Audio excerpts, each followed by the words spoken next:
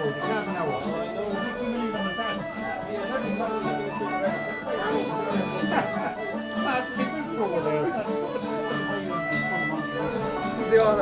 we're in Eason of Cavan and we're with John Blakey. John, you had a very successful book signing today. Can you go through some of the details of the characters in your book?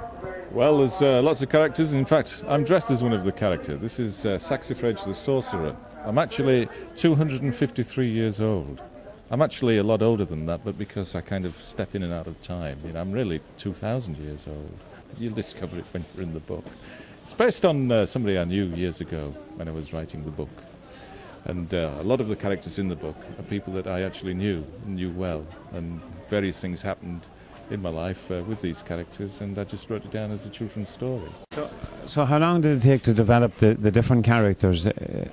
Well, I met different characters at different stages in my life. It wasn't as if I knew them all at the same time, but I started to write the book when my elder daughter, Kira, was born. I went back that night and I drew a little picture of a dragon, and then I thought it'd be nice to do a story that I could read to her eventually one day.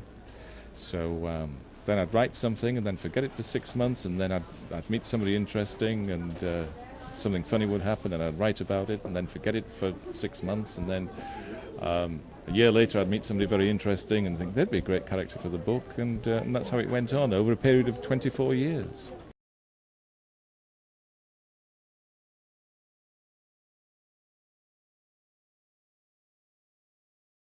And what has been the response from the children to the characters in your book?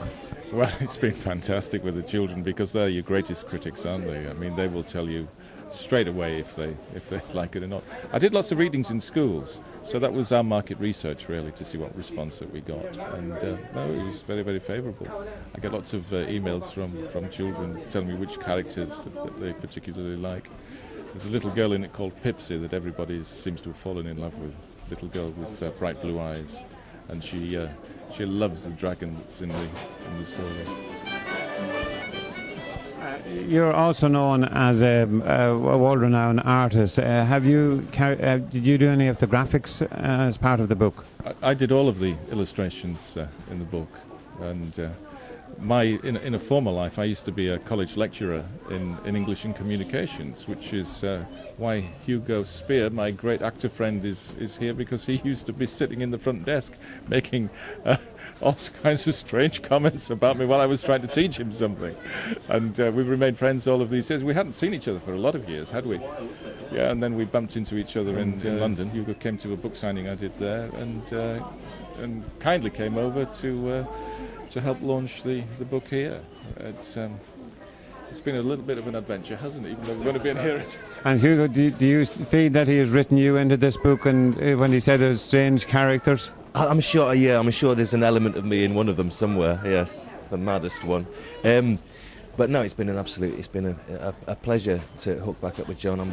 I think he's done an amazing job. It's a wonderful book. It's very, very beautiful. I think it's going to do incredibly well. And would you see that the book, when some of them have moved on into film, are there any moves or any indications that might be taken up?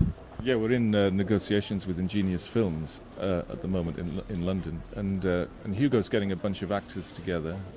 Who did you say was interested? Neil Morrissey was one. Do a character. I think John Sessions would probably be happy to do it. But I mean, I've got a lot of friends who'll be very, very happy to contribute their voice talent to this. So we might see it on stage and screen. And possibly radio as well. We're talking about doing a lot of sound recordings, because there's music in it. It's a big part of it. And Matt Malloy of the Chieftains said that they would do the music for it after the film as well. So it's a lovely creative journey, this, for us, because we've got the book, the illustrations, the sound effects with the music, of course, you can't have in a book. So we've got a new dimension there. We've got these creatures in the book called Venusti, and they're lake serpents, and they communicate to each other at night by song. So there's a great element there. We've got some songs. The character that you'll be playing, Horatio the Adventurer, he brings out his guitar and he sings, and we've got some really nice songs to put into it. So I've to play the guitar before I do it.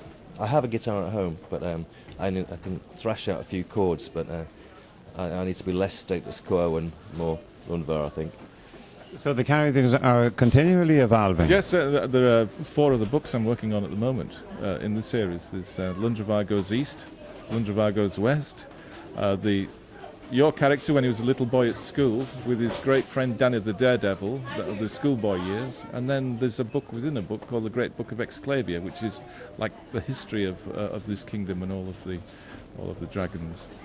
And the move to web-based and Facebook, all the different multimedia type of applications, how do you feel that your characters on your book will fit in with that? Well, we're already up and running on Facebook, and we're getting lots of comments that are posted up there. Some strange, some wonderful. And it's on Twitter as well, but I haven't got a clue how to use that yet, because I am, 2,000 years old. This is the world famous turkey flipper, Robert Eason and John Blake, world famous artists. Vincent Blakey from Cavan. I wish you a happy Christmas. Now, Vincey Pendleton from Good Hill. Vincent, you're still in the Guinness Book of Records. Yeah, 32 years. 1979. And do you do any practicing now this time of the year? No, retired, I just eat them. No, that's not quite true. You plucked a turkey for me a couple of weeks ago. Oh yeah, John Blakey, the famous artist here from Ireland and England. He painted me, and he's hopefully going to devail me or put me on market. Devail me or put me on the market before Christmas. So you feel like the turkeys that you've plucked, you're on the market for Christmas? Oh yeah, and I also reckon folks from wish us all a happy Christmas. The day I die will be a Christmas day because the turkeys will jump on the top of my house. So hopefully it's not this Christmas. So have you met any of the challengers to your title? The only challenger that I ever feared was the stopwatch. Nobody ever... I set a record on the 17th of November 1980 in RT television in Dublin and Donnybrook. And it's a record I could only look at and other people. That's why I'm still in the book of records. How fast was that then, Vince? 1 minute and 30 seconds. That's amazing. Yeah. And had you any preparation to do beforehand? Yeah, stay off the beer. And what had you any selection of the turkey, or were there any? No, it was in a farm here down in Cavan here in Mudgebaw and Shalvies. It was 18-pound turkey, so we just picked him out of the